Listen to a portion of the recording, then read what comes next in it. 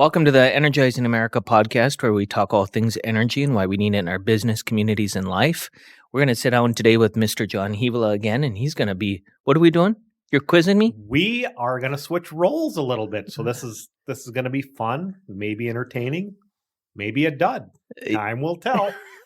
You know, the cool thing about this is we can see the statistics, so that we'll settle any arguments with Simonson or whoever within the office as to who's better. So good luck. I think we know who's better. No, we don't. It's not about who's better. What it's about is hopefully getting some folks some information. So we were thinking that we would talk today about our favorite subject, us, or more specifically, Wescom. So in my mind, I was thinking what we should do is maybe start at the beginning. A lot of stories have a beginning, a middle, and an end. And this story, we're currently in this beginning. But let's start at the very beginning. Why don't you tell us a little bit about Wescom, how it started, and we'll go from there. Yeah. Boy, you're going to reach way back because I actually just celebrated a really big milestone in life, John. Happy birthday. I know. And officially I'm now 40, which is really cool because I can finally act the way I feel, you know, or like be the age I feel. Right on. So that's exciting. But as a 40-year-old man, I'm going to have to go back in memory bank. But I only have to go back about 9 years ago when I was working with the government and maybe not feeling totally fulfilled in what I was doing, you would say, as an accountant.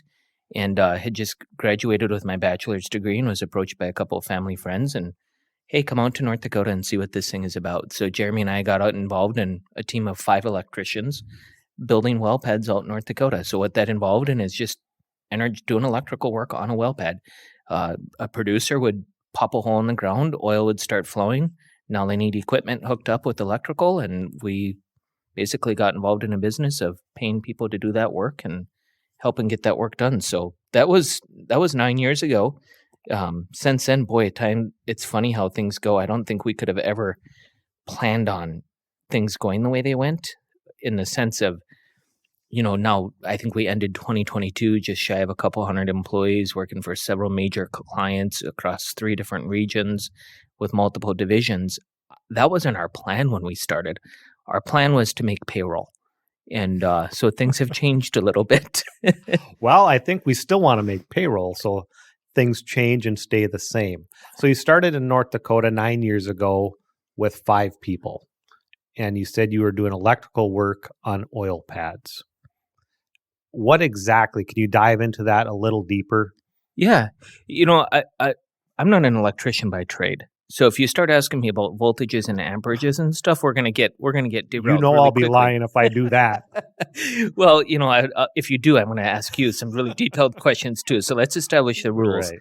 No, I think you know, it's literally that basic. A drill rig shows up, they punch a hole in the ground. There's tons of work on the producers and that years of planning and research. And once they get the oil, if it's a successful hole, which you don't find any dry holes anymore. That used to happen. Doesn't happen anymore. These producers are phenomenal, or it happens very, very little, that to the point where it's not even talked about.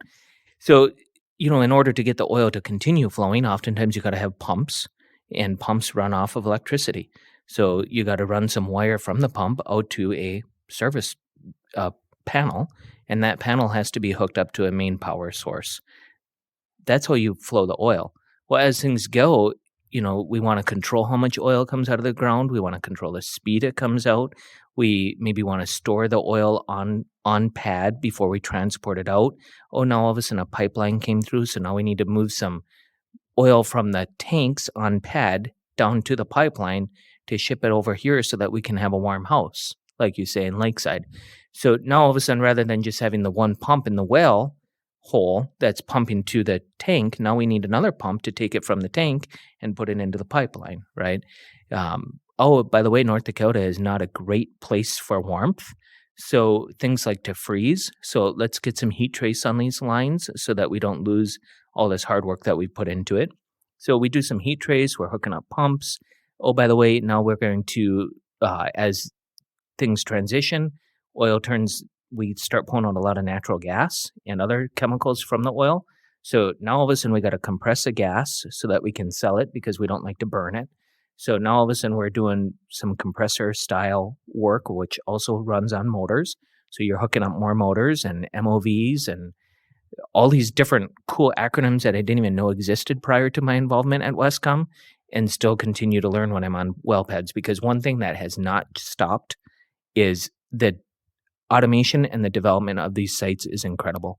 Just when we get a site figured out, the engineers in Oklahoma or Houston or Denver come out with another design that's even better. And now all of a sudden, we're not using flare things over here. We're going to instead burn the gas over here, or we're going to condense it and we're going to send it down this pipeline. It's endless. An ever evolving industry. That leads me into my my next question. So you started out in the electrical side of things, and then I heard you say automation. So what is when and where did you transition from electrical and adding automation, and what is the difference between the two of them? The transition there is the exact thing that you you don't go into business planning and just so happens, right? Like we can brag about strategy and you should be strategic. And if you want to be a successful business, blah, blah, blah. Well, I'm telling you, automation just happened. We didn't intentionally do anything. What did happen is one of the 5 people that worked for us when we got involved in the business was a gentleman named Mr. Blakeman, Calvin Blakeman, brilliant guy. And he had just a thirst for success, like not success in the sense of money. He had a thirst for like doing things the right way and figuring it out. So one of our producers started automating their site in the sense that they wanted more information, more data collection on how much oil was coming out of the ground and how quickly it was moving, what the chemical makeups were, and they wanted to be able to easily access that information. So they hired some bright engineers across the country that developed a SCADA system, a system to transport that data from the well pad over to their corporate office. In order to do that, you have to have a lot of instruments. You got to have gauges in the well line to show, or in the flow lines to say how much volume is getting pushed. You need to have gauges in the tanks to read how much volume is in the tanks. Maybe you need a gauge out at the flare to say how much gas is actually getting burnt off. These types of things. So they started relying on us because in North Dakota at that time, back in 2014, you couldn't find qualified help. Sure. So it was just natural to say, hey, the electricians should run a wire and install this instrument so that we can read this data back at our corporate headquarters. From there, that kind of evolved as automation got more of a thing in the oil field. Calvin became more and more involved. And the producer at the time was really loved Calvin's methodology and his thinking and believed greatly in Calvin and gave them here's our laptop, here's our system. We want you to take control of it. And so we started developing and programming systems we moved from reporting data, John, to actually being able to control taking the data and causing an action. And that's Sure. what programming is, right? Yep. So rather than just saying we have X amount of volume in the tank, we now had the capability of saying, when the volume gets to X, do Y. And that's what automation is it's taking the data we have and causing a certain output based on the data that came in. And so Calvin really took off with that. And we never separated it. We were still an electrical company, right? Sure. And there was this little thing about, sometimes people call it electrical and instrumentation. And then, so we were an E&I contractor, electrical and instrumentation. And then I suppose we had maybe about a dozen people, but clearly we were still mainly doing electrical. But anytime it came into instrumentation, Calvin and the couple guys who worked underneath him were called on doing that. Well, as things have evolved, that instrumentation is no longer really even a terminology as much as automation. People still use it. You'll have electrical and instrumentation has really become a separate deal from automation, because automation typically involves programming an outcome based on what your instruments are telling you. And we realized through the years, like, hey, if we're going to do the electrical and instrumentation, we got to do the automation too, so that the producers can come to us and get one full set of service. So in North Dakota, I think it was middle of 2014, end of 2014, we made the switch that we're not just an electrical contractor, we're electrical and automation. So, and at that point in the business, were you living in North Dakota then?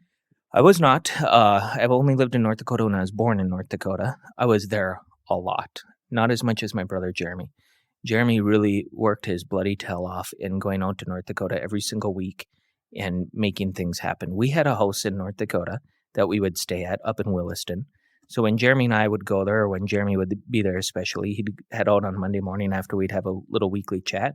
He'd head out. He'd be in Williston all week. He'd go down to Newtown in our shop in the morning, get the guys lined out and help them out on pads as much as he could. He'd come home Friday night, sometimes Saturday morning. And then I would go out probably once a month at least just to do the business affairs and check in on things. I was solely at that point, John, I was only finance. And we had some other shareholders involved. So I was doing all the business end of things. I was Gotcha. the payroll clerk, AP, AR, contract guy, chief prayer, doing a lot of hope and prayer that the payroll is going to work out. I mean, I had worked in the government, right? And government employees don't make much money. I don't know if you know this, but they don't make anything. They make a lot in benefits. So we had, I don't know, 100 employees at this place I worked, and payroll would maybe be $200,000 every other week. I got involved in Wescom, and like that payroll was insanity. Especially Significant. well, in 2014, there's no help out in North Dakota. Your electricians; those are highly paid people. So, yeah, it was an eye opener. Really fun time in my life. Actually, I learned a ton. Awesome. So there was the work went on in North Dakota, and then you had an office here in Duluth. Yeah. So it was just, and we had this office in Duluth, and we're kind of. I think we started North Dakota as just kind of a fun way to go make money. I think was a thought behind it. And as things evolved and we started developing relationships and really seeing the likes of a Calvin Blakeman, and he's not the only one, right? There's countless other people in our organization who started out knowing nothing and did all these cool things. All of a sudden you start thinking, well, wait a second, what if oil starts dropping, or what's our next move? Like, is Calvin going to be happy in North Dakota forever? He was out there to make money. That's how it started. And then he Sure. found a love for what he was doing, and then he didn't want to leave. But I think towards the end of 2014, started thinking, I wonder how things are going to go. We had about 25 people at the end of 2014 working out in North Dakota, but we always had our office here. And then 2015 happened. And in mid-2015, oil prices started getting really, really challenged. And by the end of 2015, it was nasty. November in 2015, oil prices really started to fall, and it really started to impact the production in North Dakota. That was kind of the first crash in North Dakota, if you would. So we started hearing from our producers, like, facilities just weren't happening as quick. Being in the electrical and automation portion of the business, we didn't really feel that until 2016. What happens is we lag the industry a bit in electrical and automation. Typically, the well gets drilled, oil starts flowing, facility gets built, done by mechanical and roustabout folks, and then the electricians come in after that. So I, at that point, was so naive in the business, I don't even know if I kept track of oil price.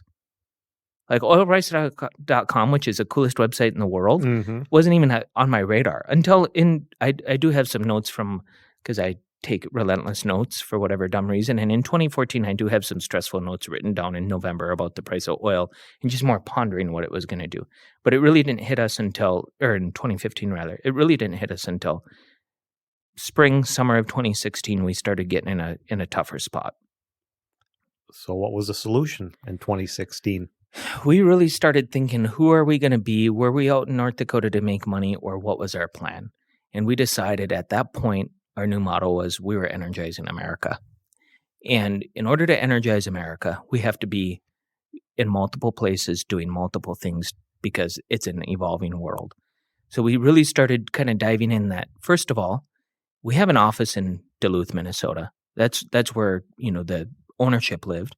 How could we get something going here? There's energy here. I mean, we sit on the head of the Great Lakes where there's all kinds of movement here. Oil, gas, every natural resource you can think of comes through this port. There's energy here, right? So how could we get involved in that? Heavy union town, we're non-union. We didn't really interested in the union due to different jurisdictions that you'd get involved in. Kind of started poking at that a little bit. Kelvin started talking about his future a little bit, that maybe we could do a panel shop because we love automation. You could do some of that remote. So I think we started diving into that, but we didn't do any physical work about it. We just started talking a lot about it. And then we also started hearing this little word called the Permian Basin. And I had, at that time, we factored our invoices, which anyone that would listen who knows anything about factoring should get the shutters. And if they don't, you need to call me up and ask me why you should get the Do a shutters. little research. Yeah. but they this guy flew in from Chicago. He was with our factoring company. And we met down at Blackwoods and we had lunch together. And he asked me, have you ever thought about the Permian Basin? Have you ever heard about the Permian Basin? We also had a phenomenal mechanical manager that we hired at that time in 2016. He was living in North Dakota. He had mechanical background, but he had deep relationships. He was a known family person. And Jeremy was kind of tired of driving out to North Dakota. So in middle of 2016, this individual started for us. And the whole point was, now that we have local leadership in North Dakota, we can probably maintain. And then Jeremy started coming home more. And then that's when the strategy kind of became more of a thing. So we had lunch and we hear about this Permian thing. And meanwhile, this mechanical manager we have in North Dakota running our electrical company starts to give us some vibes that maybe it's not actually that cool being a mechanical guy running an electrical company. So for the next several months, probably 9 months, we talked a lot about where are we going and what are we going to do. And finally, in early 2017, if I recall correctly, it was May of 2017. May of 2017, Jeremy and I, with this mechanical manager, booked a trip to the Permian Basin. And we had no idea what we were about to get involved in. None. And it's a good thing. That's right. So we took a trip down to the Permian Basin in May of 2017 and started Where's the chasing- Permian Basin? What does that mean? Well, the Permian Basin is a huge area. So we think of the Bakken as being big, right? I threw out Williston and Newtown, and now our shop is in Watford City. And it's all in the Bakken, and it's all 70 miles apart. Permian Basin is even bigger. So when we talked about going to the Permian Basin, we called the producer that we had worked with up in North Dakota that was now in the Permian. And he says, well, you want to fly into El Paso, Texas. That's where everyone flies into, and then just drive over here. Okay, sounds great, right? A little town called Carlsbad, New Mexico is where my office is. Come see me. So we fly into El Paso, Texas, and we rent a car, and it's about a 2.5-hour drive over to Carlsbad. And have you ever done the drive? I haven't yet. No. One of these times, we've got to get you to do the drive, John. We fly in 11 o'clock on a Delta flight and rent our car. And I mean, for one thing, it was beautiful. You know, we came from North Dakota, Minnesota, where May is not a good month. And so it's hot. And we're like, wow, this is phenomenal. This is going to be fun, right? We take off and this drive, you're in the middle of absolutely nowhere from El Paso to Carlsbad, New Mexico. And all of a sudden, next thing you know, you're at a what do you call it? Border patrol. The highway literally just all of a sudden abruptly turns into, quarter mile ahead, please slow down, border patrol. And out come these border patrol agents. They ask you, are you a U.S. citizen and all this stuff? And you're in America still, you know what I mean? You're in the U.S., but you just all of a sudden like, where are we? What's going on here? Mm-hmm. Like, this is a highway and I'm being asked if I'm a U.S. citizen for no good reason. And then the guy says, okay, well, drive safe. Have a nice night. Be careful out there. And you're like, Jeremy, and did you guys just hear that? Like, be careful out there. Where are we going? So anyways, whatever, we get a hotel. The next morning we go meet this producer in Carlsbad, New Mexico. And then he gave us a map of his wells and he said, go do some driving around. Go see what you find. So we spent 2 days driving around and we went all the way over to Midland, Texas, which is the other end of the oil field. So, in the Permian Basin, really Midland, Texas is one edge. Carlsbad, New Mexico is another edge. And then you got Hobbs, New Mexico, all the way down to it's a huge 300-mile area. So people use a Permian. It's used pretty loosely. Pick your... Kind of a generic term. Yeah, it's a huge Sure. area. So we went down there in that May and came back really motivated because it was huge. Like literally when the next time we flew down, we flew into Hobbs, New Mexico, and you fly in over the oil field.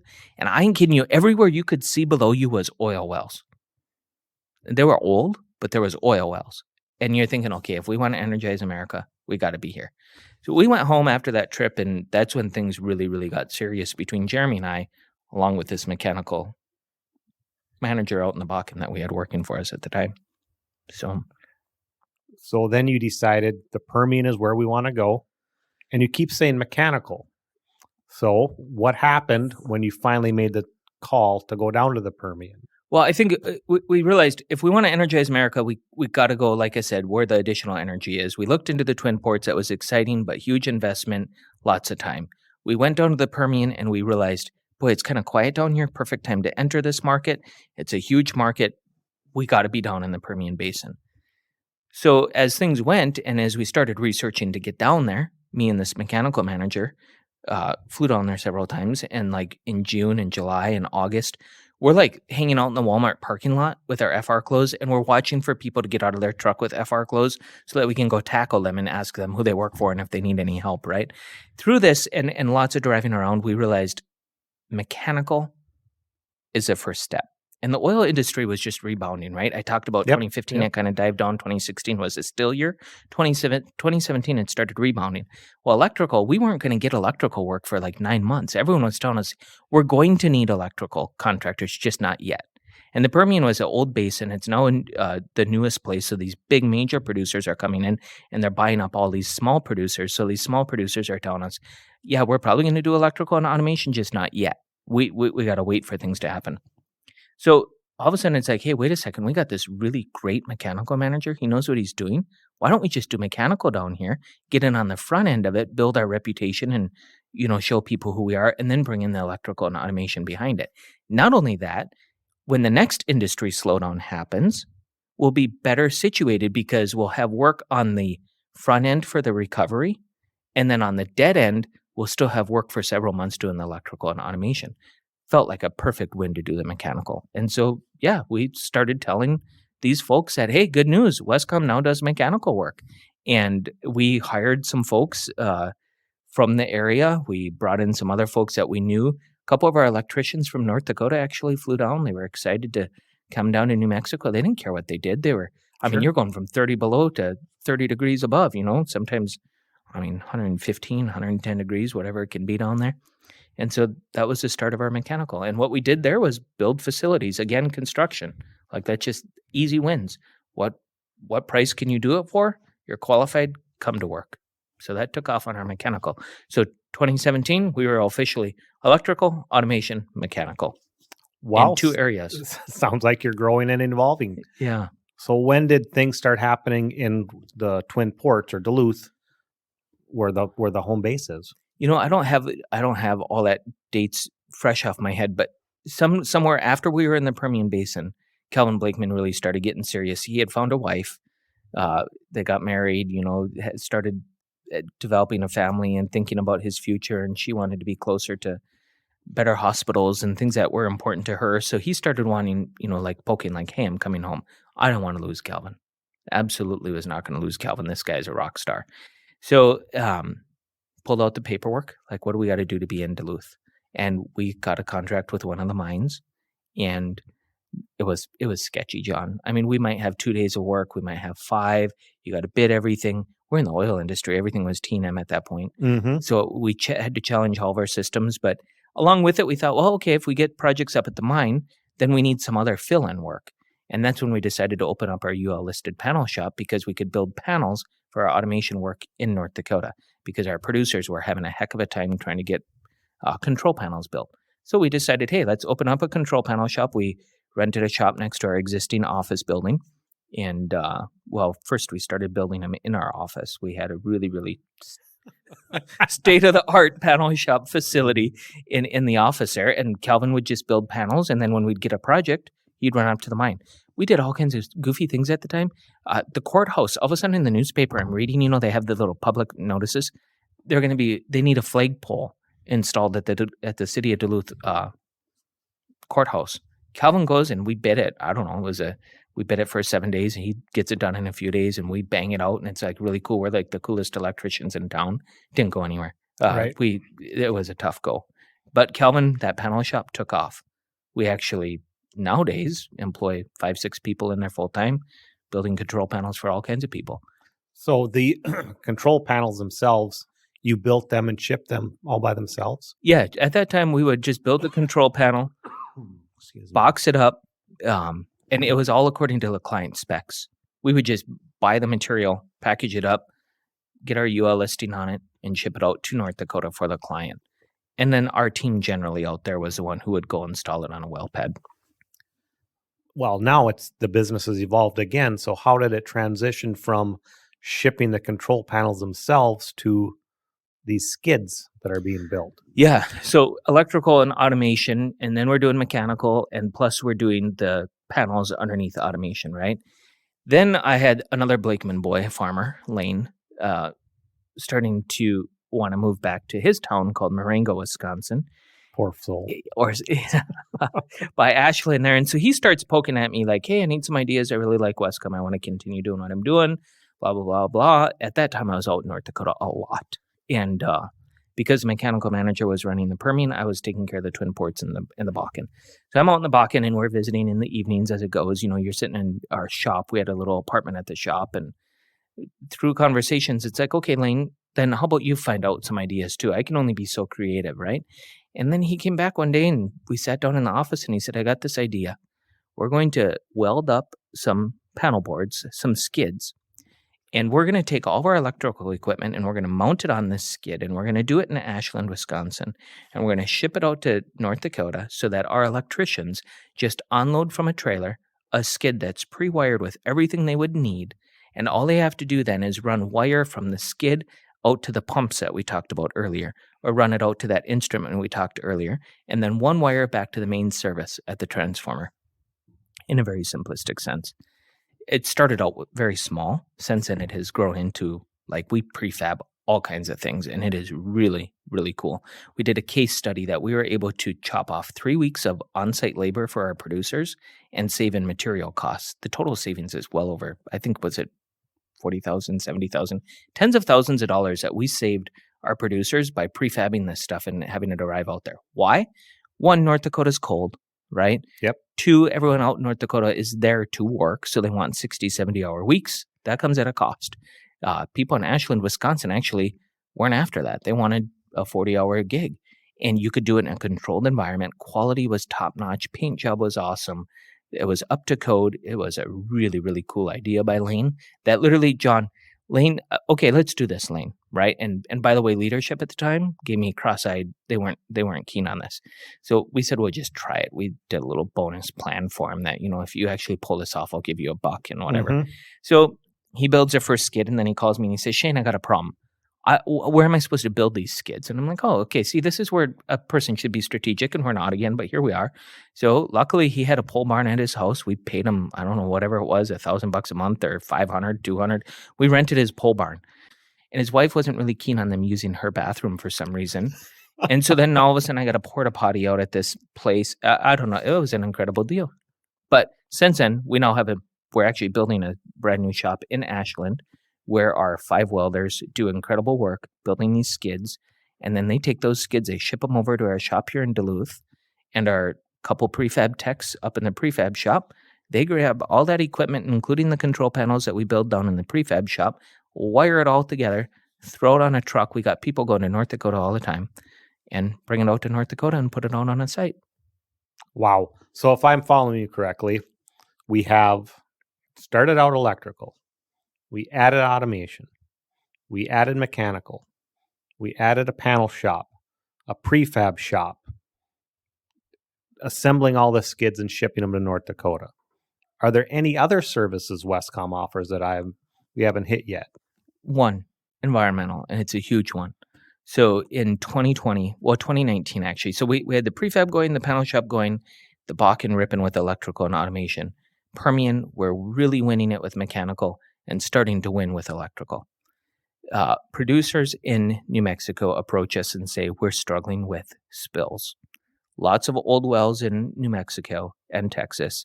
You know, it's been an oil field forever, right? But New technology now doing shale play. And so producers would come in, they'd buy out the little guy, and all of a sudden they realize, wait a second, there's a problem. This one has got a leak. So we need people helping clean up. Again, mechanical manager, he had a phenomenal guy working with him called Nate. And Nate had a great way of, his name is Nate. Nate had a great way of building relationships with people and really figuring out what they needed. And these producers are like, dude, we need somebody to come in and clean up a spill. And so we started cleaning up spills. And through this, we got quite frustrated with all the different individuals involved to get a spill cleanup done. And the producer was extremely riled up by it. So in the summer of 2019, we got serious about finding an environmental professional that we could hire to do the consulting work. Historically, producer would hire a consultant would hire a contractor to do the cleanup. And we wanted to get involved in that consulting piece because they were not understanding the reality of what was going on. So in the fall of 2019, we did our first consulting job. And thankfully, the producer was kind enough to put up with us, and it didn't go as well as anyone would have hoped. We got through it. We got the spill completed and closed out with the New Mexico OCD. But in January of 2020, we made a decision to hire who is now our environmental president. And she came on and she really banged it out. She did a phenomenal job. We started doing not just spill cleanups, but we got into more even technical specifics. Like now we're doing AVOs, OGIs, we're doing remediation plans, we're doing closure reports. We're helping these producers ensure that they're meeting an ever-changing regulatory environment that's coming at them with intense speed and intensity. So we added environmental only in the Permian Basin at that time. So we had Bakken electrical and automation. Now we got Permian mechanical, electrical and automation, and environmental. And then it was really at that point like, okay, those places are going. We really got to expand on this Twin Ports electrical. And that's when the Twin Ports electrical really took off. And then we brought those other services that we have in those areas to the Twin Ports. So Wescom today. What a journey. It's been so cool, John. It's been so cool. There's so much frustration because you know, I said earlier you should probably have strategy and how they talk about all this stuff and diversification and everything. I read a book about that. Yeah, oh, did you? Oh, let me tell you. So, you know, you're an electrical contractor and you're just going to make money, right? And then all of a sudden, oh, well, I guess they want us to do automation too. So now you're in electrical and automation. And then all of a sudden, the market kind of starts to struggle. So now what are you going to do? So, well, let's run to this other area and just repeat what we're doing in another area. And then you're like, well, wait a second. But when the oil industry slows down, we want a backup plan, right? So you add in this other thing. But the problem is the oil industry never slowed down. From that recovery of 2016 to 2019, early 2020, gangbusters. And so I would even ask myself, but the leadership team absolutely asks these questions like, why are we struggling in Duluth putting electricians to work and automation techs to work in Duluth? What is the point? Well, then this crazy thing called COVID happened in April of 2020, March of 2020. Totally destroyed our industry. The only saving grace we had is we had developed a name in the Twin Ports. And we doubled down and somehow we pulled through it. But I remain convinced the Twin Ports, and we've shared this in our company meetings and everything. For sure. Sometimes the Bakken carries the Permian. Sometimes the Permian carries Duluth. Sometimes Duluth carries the Bakken. And it is proven to be an absolutely awesome mix of business. So we haven't, we still are probably 70% oil and gas. The other 30% of our revenue comes from other industries. It's all energy driven though.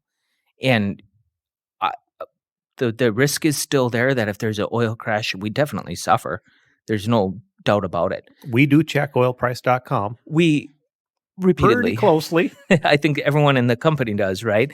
And we're cognizant of a change there could be pretty tough on us. But I think overall we're really happy with it. And we can say there was some strategy after 2016 slowdown to get involved in more regions, doing more things, but keep in the same space of energy. And I'm hopeful that strategy will continue to pay off. And define payoff, right? Like for us, I think I was making a comment earlier to you about, I had some passionate comments and I was talking about how like, don't mess with this team. Like these folks that are on this team, the Warrens and the Dustins and the Calvins and the Lanes, and I could go on it, the Jeremys. Yep. We didn't just energize a couple sites in North Dakota, man. Calvin was 17 when he came to work. He's now a married man, and Sterling and Thea are like my champions. Don't screw with them. Like, you're messing with my family when you do that. And so when I think about like, have we set up for the long haul? Have we been strategic and everything? It's like, I don't know, but I'll tell you one thing we do have: really, really, really awesome people. And as long as we have awesome people, we'll continue to navigate and try and set up a business that's around forever. And I think 2023, well, I already know this. We're going to have some really, really cool announcements in 2023 for our group Buckle of up, employees folks. that's going to be big dividends for them. And I'm really excited for it. So 2023, who are we? We're Wescom. We're Bakken, Permian, Duluth. What do we do? Electrical and automation, mechanical, environmental. And depends where you're at, which one of those services we're best at. I can promise you in the Bakken, we are the best electricians. In the Twin Ports, we're the best electricians. Down in the Permian, we're the best electricians. Down in the Permian, we are the very best mechanical team and environmental team you will ever find. And I'm telling you, if you need programming work, you need panels built, you need prefab, the Twin Ports and everyone within Wescom, no matter which region they're at, they're ready to help you out. And they're bright minds. No, it's spectacular. And one other thing I just want to mention real quick is maybe you could talk just for a minute about a couple different things that I think are part of our diversity and what we're doing. And one of them is all this pipeline work where we have crews going all over the country. And on the flip side of that, solar.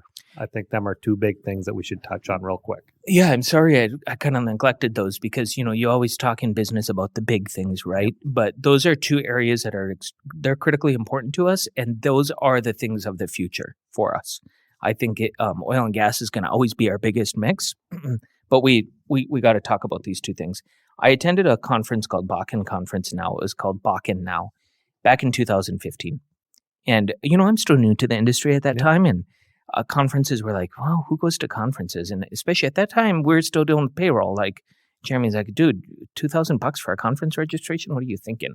But we went to this conference, and I walked away with this intense, burning memory, like of a guy standing up and saying, if you want to survive in this business long term, you have to be in the movement business, in the transportation of the resource. Because his points were like, North Dakota only has so much land. There's only so much oil. It's going to be drilled out, rather. But it's always going to have to flow. Get in pipelines. That thought never really left me. It was always nagging. So just like when we went to the Permian, we started trying to investigate how we could get in with pipeline companies. Just like oil production companies, pipelines are very relationship-based. They're tough to get into.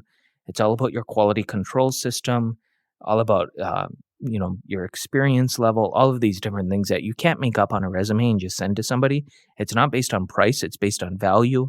But how do you get the job if you don't have the opportunity because you don't have the experience? On and on.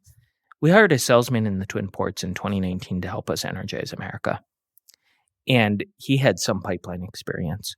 So that was our first stab at one of his things when he started. We sat down, we want to get in the pipeline business, and we understand this is going to take a while.